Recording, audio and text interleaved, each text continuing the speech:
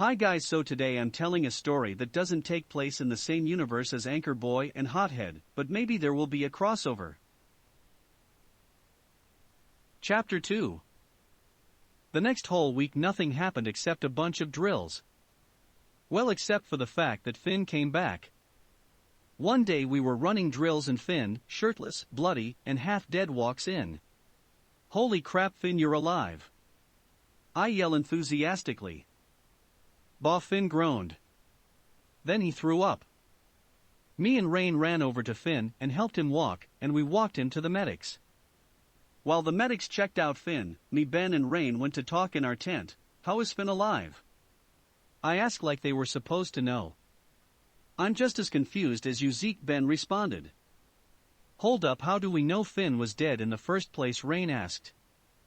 Yes, just because he fell to the ground doesn't mean he died, Ben responded. True, that guy who was taking us to the camp didn't let us go check on him, I remarked. In an hour or two we got to go check on Finn.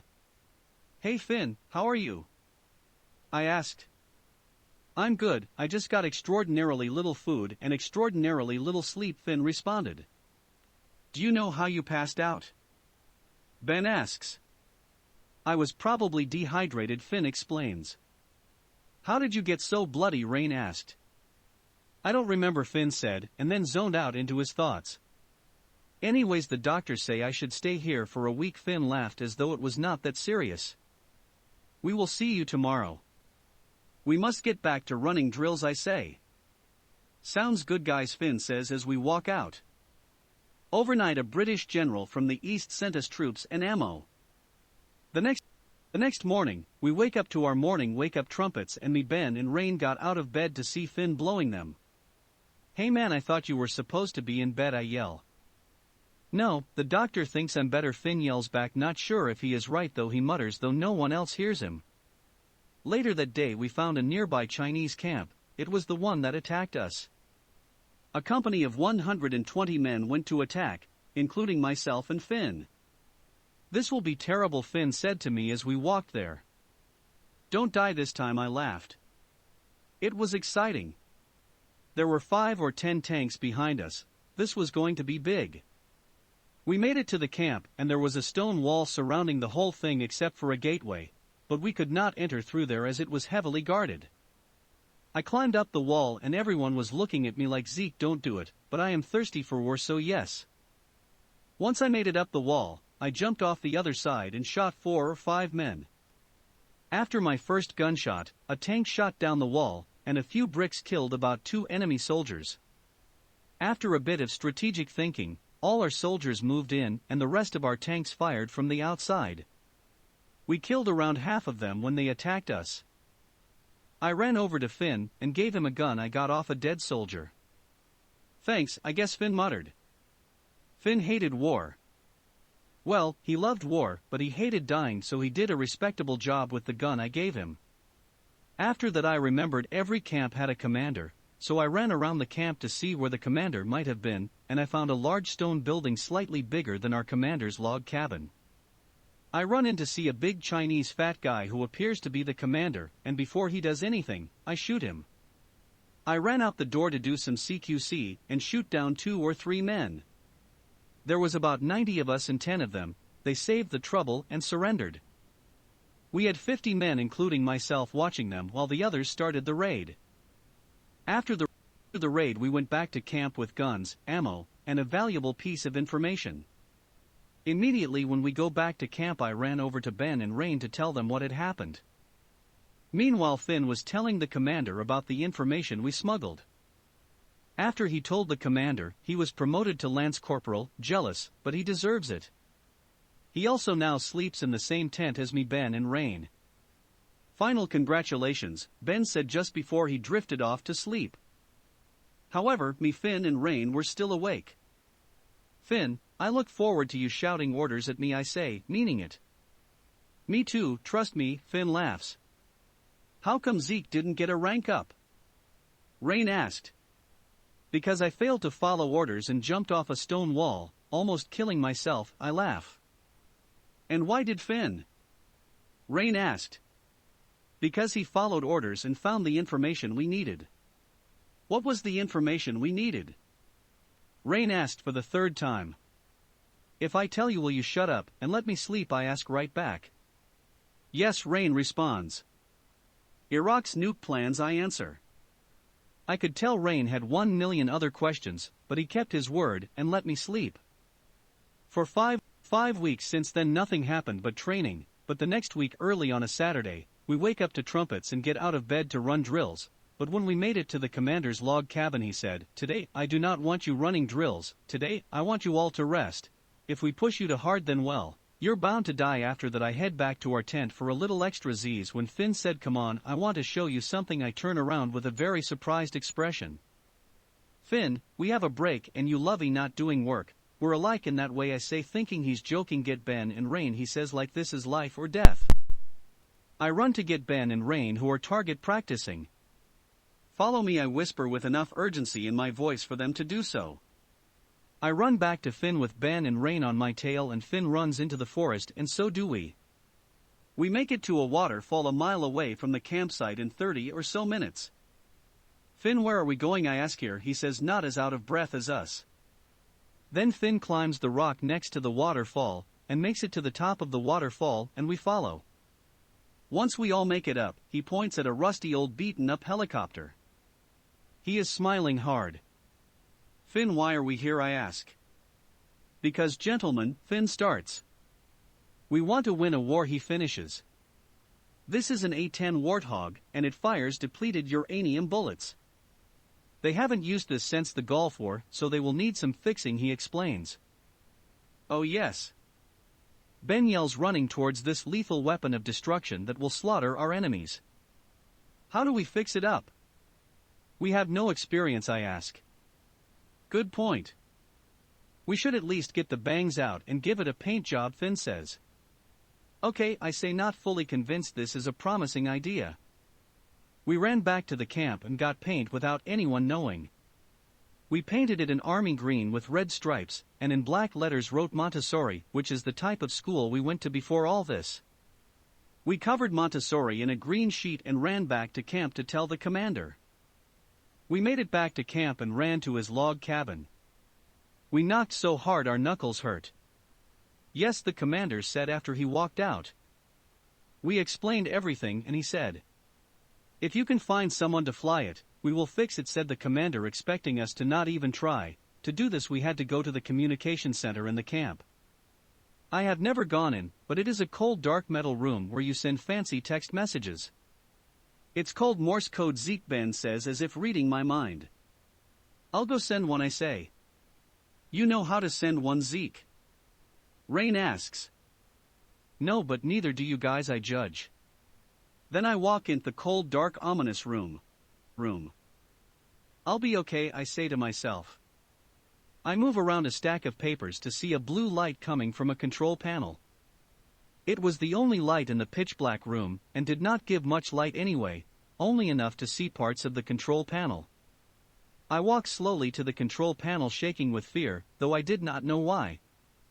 I searched for a Morse code pamphlet and finally I found one. I sat in the seat and just started typing. I typed about the Warthog and some other unnecessary stuff, but I edited the unneeded stuff out. And I sent the message to every American, French, British, or Japanese military base nearby. Afterwards I talked to Rain. "Zeke, how come kids were drafted to be soldiers?" Rain asked. "Well, probably because when we're young we don't know what to do with ourselves," I answer. "But that's wrong," Rain says. "Technically it's us fighting for our children's future, so it's not wrong," I say. I pick up my rifle and raise it to the sky. Even though I thought being in the army was cool and awesome, there was also a greater sense of duty, like I was a part of something bigger than myself. The next day I wake up before the trumpets sound and walk into the communication building to see if I had received any messages, and I had over 100. I looked at all of them, cutting some and saving others. Then I found the perfect person. He was a French soldier named Pablo who can fly jets and helicopters and has been in the army since he was 18. I instantly sent him a response saying, "Hello Pablo, you have been picked to fly our helicopter Montessori. Please be at the camp ASAP." The location is attached below. After I sent the message, I got out of that dark room and ran out of camp to check on Montessori, and there she was. Montessori was like a baby to me, and was the key to winning this war. I ran back to camp to tell the commander about the message I had received. Then he laughed and handed me a piece of paper. I got my dorky reading glasses that I only ever use when reading. The message read, American camp obliterated by Iranian tanks and troops. What does that have to do with anything, I ask. That's 5 miles away from here that camp was, and we believe they are coming here next, so we have no time for your helicopter, he yells, pointing at men grabbing guns and lining up. Oh my God, I will be right with them, I say, running to get a gun. I line with a gun and load it. Then gunshots. The information was right, we were under attack again. The attack was brutal. After the first gunshot there was complete disorder, just random gunshots and killings. I could not find Rain, Ben, or Finn the whole time, because I was shot in the first half. I was not even able to do anything in the battle, I was just shot. I was hit in the ankle, and for the rest of the battle I was in the infirmary. An hour after the battle I woke up.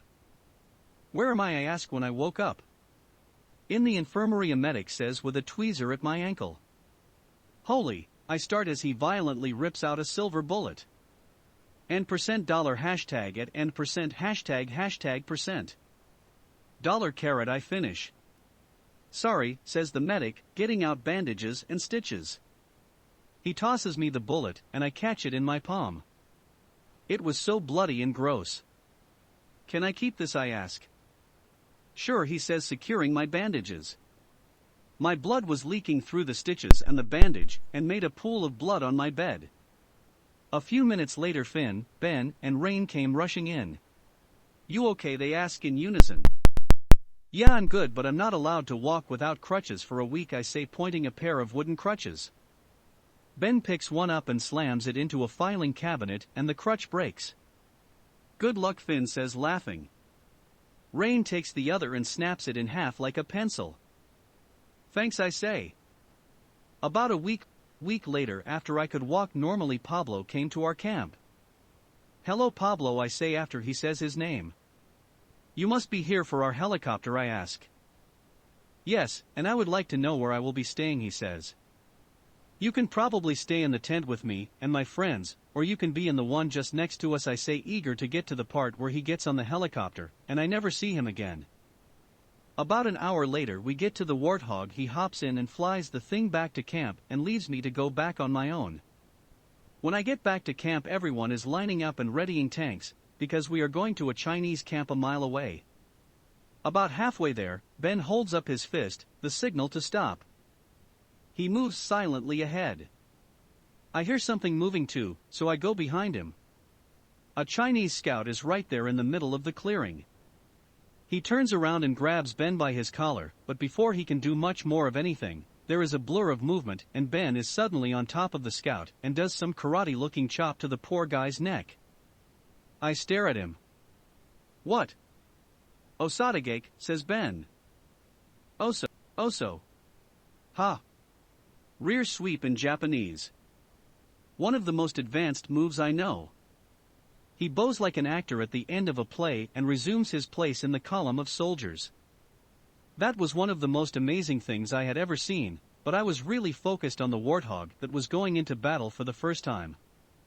Do you think the Warthog will work the way we wanted it to? I ask Finn. Sure, he says, looking up at it. Yeah, only if Pablo does good, which he won't. Rain laughs. I put Ran in a hogtie and kick his neck. Ow, wow. Rain yells. Don't scare me like that, I said, and let him up. We make it to a brick wall heavily guarded. There was a man at the top of the wall giving us the signal to start the attack. So, we do. The Warthog flies over the camp and drops a small bomb, and just then me, Ben, Rain, and Finn shoot at the guards defending the wall, as the rest of the troop charges in. There are only a few guards left. I can take them, you all go, and I yell. They nod at me and run in. Rest was easy. No one knew this, but at the Warthog, there was a big bag full of hand bombs. I threw one at a soldier and exploded in his face. So cool. The rest of the guards were easy. Once I finished them I headed inside the walls of the camp, and what I saw was a massacre.